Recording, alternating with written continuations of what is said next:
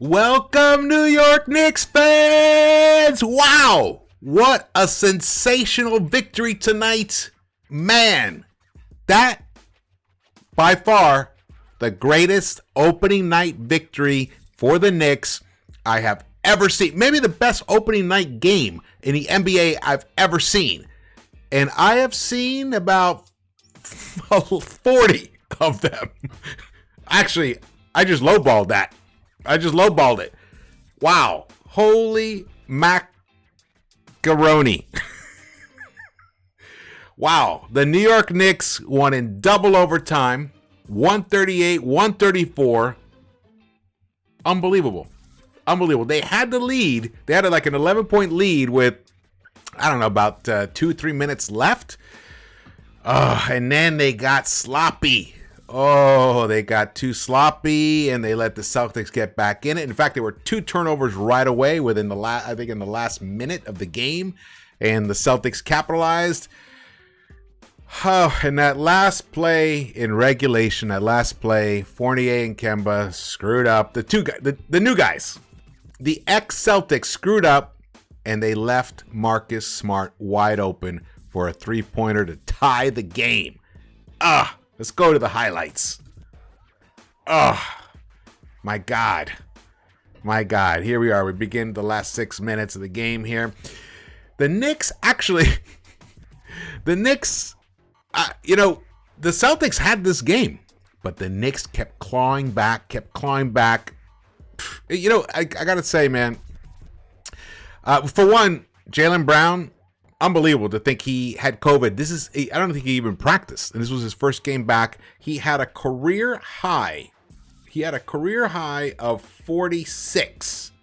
46. Can you believe that? Oh my God.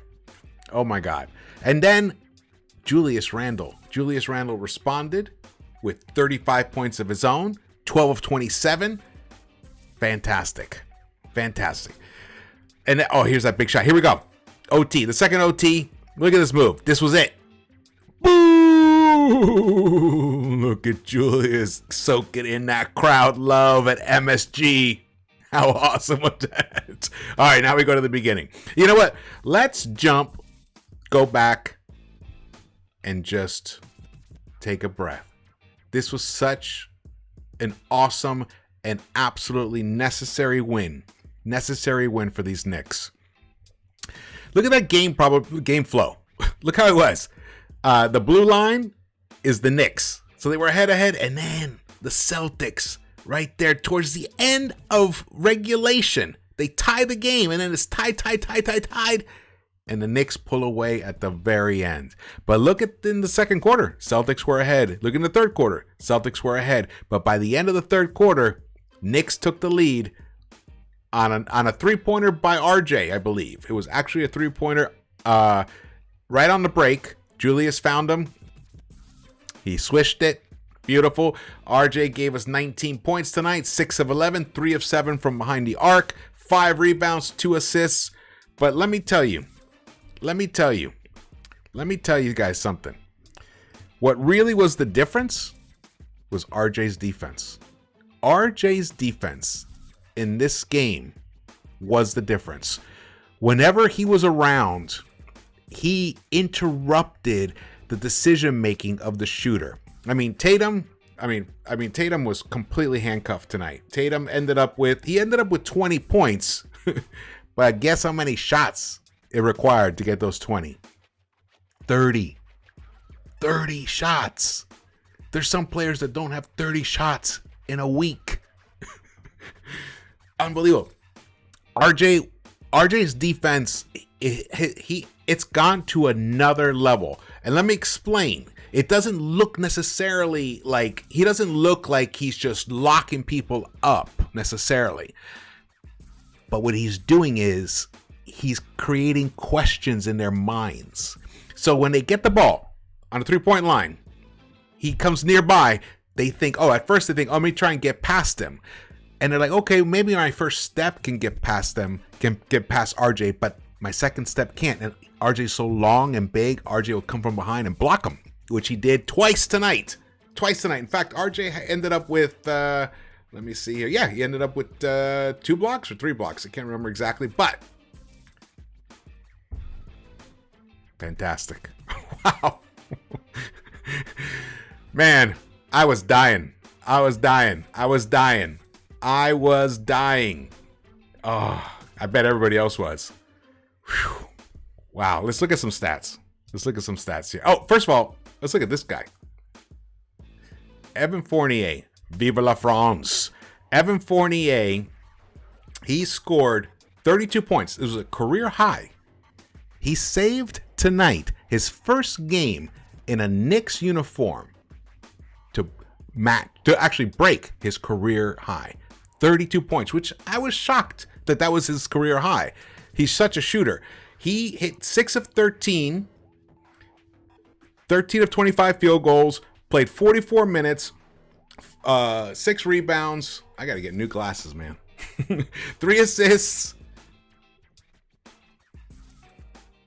This is, and he drove many times. He got some nice layups, some reverse layups. Those are things, I love Reggie, but this is just an element of the game that Reggie could not provide that Fournier did. Now, did Fournier make some mistakes on the defensive end? Yes, he made. Like I talked about earlier, the end of regulation. That was a mistake. But he also had many steals. He actually played a pretty good game defensively in the second half and in overtime. I can't believe we went to double overtime. Honestly, I think the Knicks fan base in general, I don't know if you, I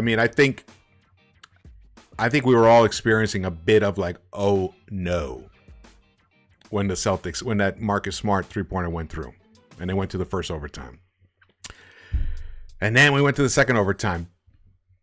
The thing is, the Knicks got, I think neither team missed the shot for the first 8 or 9 possessions in overtime. It was just raining threes in the first overtime in Madison Square Garden. Man, I wish I could have been there. Oh, I know my boy Keith was there. JD was there. Everybody was there. Lucky. But I'm coming. I'm coming to New York. For a big game. Wow. I got you guys. The Knicks. Watch out, NBA. I've been telling you. I've been trying to tell you, NBA. I've been here in the Knicks-Verse trying to communicate to the National Basketball Association that the New York Knicks, they're not a team to overlook. The New York Knicks are one of the top 8 teams in the NBA. Boom. Come on, come at me. Watch that game and come at me about that now. And one beautiful thing that happened tonight. Well, here, let's look at some stats here before I jump into that. So look at this. I want you guys to understand something pretty shocking. So the Knicks scored 138 points on 105 shots. The Celtics had an additional 12 shots and scored 4 points less than the New York Knicks. They out-rebounded us on the offensive glass. They ended up with 18 turnovers. We had 19, so we got one more block. But look at the steals. 13 steals for the Celtics. We had 9, so 4 more steals right there. So the 4 more steals and then an additional 8 offensive rebounds. There you go. That's right there. That's the additional 12 shots. We got to do better on the offensive glass. And I got to say, even though 9 steals, in double overtime, 9 steals is not that sensational. We got to up that. We've got to get more steals, more deflections. One thing I like is we gave up 22. We only committed 22 fouls, which was nice. The largest leads. Look at that. Celtics had a 12-point lead. We had an 11-point lead. That was the 11-point lead that we had in the fourth quarter, which, how we gave that up. You know what it was? We went away from what got us the lead, which was, number one, small ball, and basically getting out on a break. Any kind of loose ball, get the rebound, push the ball up. In fact, the when we started getting those easy buckets on a fast break is when the game finally blew open for the Knicks. Obi Toppin. Sensational, Obi. Let's see. What was Obi's stat line here? Let's go here. Obi's stat line. Obi gave us 14 points, 6 of 9. He missed every three-pointer and still gave us 14 points. 9 rebounds. Good job, Obi. Good job, Obi. Obi gets 2 thumbs up, 14 points. RJ Barrett gave us 19 points tonight. 9 rebounds. Even with his 5 personal fouls. But Evan Fournier, 32 points. Wow. And Randall, 35 points, 9 rebounds. I believe, no, 9 assists. 9 assists, 8 rebounds. We got ourselves a team. This is the dream. This is what we've been wanting. This is what we've been waiting for years. For years. It's actually quite simple. When a team comes together like the Knicks did last year, once Derrick Rose came to the squad, because he was the final ingredient. He was like the, I don't know, the baking soda. I don't know, the baking powder. That kind of made it all congeal together for that cake that I was talking about. And that team went on a roll and they grabbed the 4th seed. Yes, the playoffs went a way that we didn't want it to go, but it doesn't undermine the achievement that they made last season, creating that winning culture, that commitment, that play 48 minutes, a hard 48. And look it's carried over.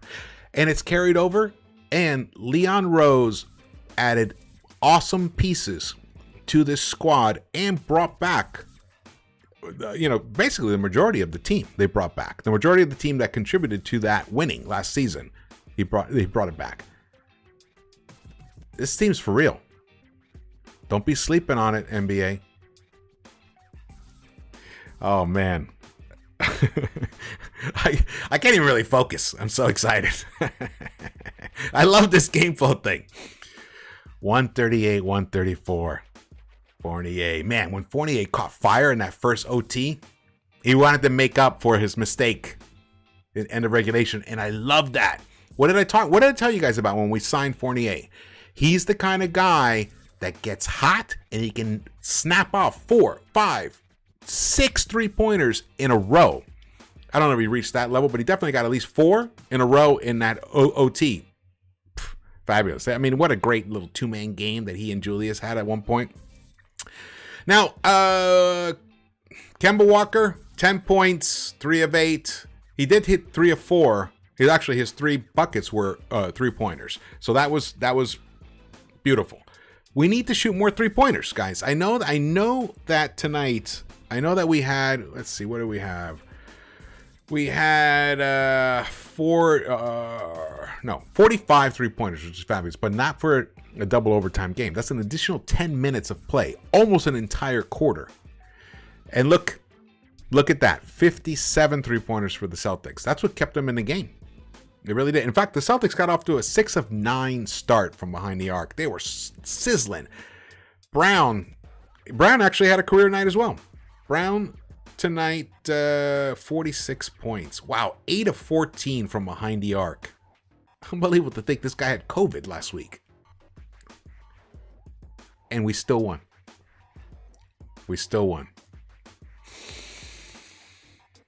You guys got to watch. If you didn't watch, I dropped it late today before the opening game. The 5 must-dos for the Knicks for this season.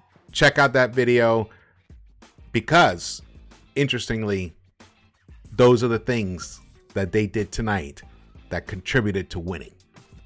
So check that video out. All right. You guys, thumbs up, subscribe if you haven't subscribed yet. I'm so happy, man. Cheers. I will see you guys around the Knicks-Verse.